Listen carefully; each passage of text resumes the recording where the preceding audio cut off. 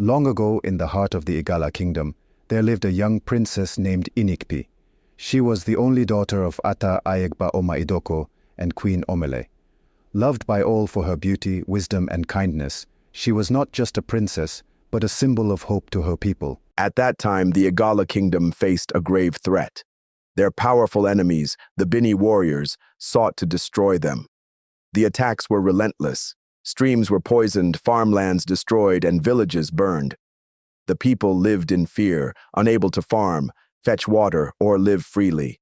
One day, the elders and priests gathered in the palace to seek answers from the gods.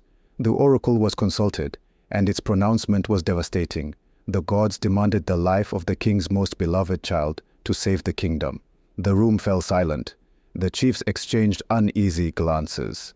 The king, who had listened quietly, suddenly rose to his feet, his voice trembling with anger. "I will not sacrifice my daughter. There must be another way. I will offer gold, cattle, or slaves, anything but her. It must be royal blood, my king. It must be Princess Inikpi." The days that followed were heavy with sorrow. The king withdrew to his chambers, refusing food or company. He could not bear the weight of the decision before him. Inikpi, noticing her father's troubled state, came to him one evening. She found him seated alone, staring into the distance. "Father, why do you grieve so deeply? What burdens your heart?" "It is nothing, my child. Leave me to my thought." "You have always taught me to face challenges with courage. How can I help if you do not tell me what is wrong?" At her persistence, the king broke down, tears streaming down his face. "The gods demand your life, Inikpi. They say your sacrifice is the only way to save our people." Inikpi's heart ached at her father's words, but she did not waver. "If my life will bring peace to our land, then I will give it willingly." "No, you are my only daughter, my joy.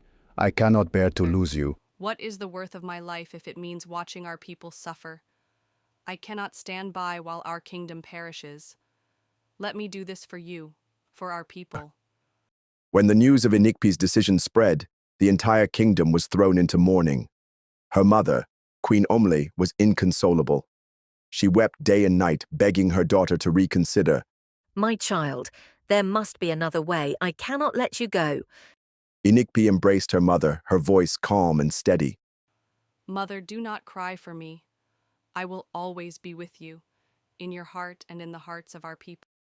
On the appointed day, the kingdom gathered at the banks of the river Niger. Inikpi, dressed in a flowing white gown, walked gracefully toward her destiny. She was accompanied by 9 virgin slaves who would join her in the afterlife. The crowd watched in sorrow, their sobs muffled as the priests performed the sacred rites. Inikpi turned to address the people one last time. "Do not mourn for me. Remember this day not with sadness but with pride. Let my sacrifice be the seed from which peace and prosperity grow." She then knelt beside the river, her hands clasped in prayer. The priests chanted, and as the soil was placed over her, the crowd wailed, their cries echoing across the land. Not long after, the Bini warriors advanced toward the Igala Kingdom, ready to conquer.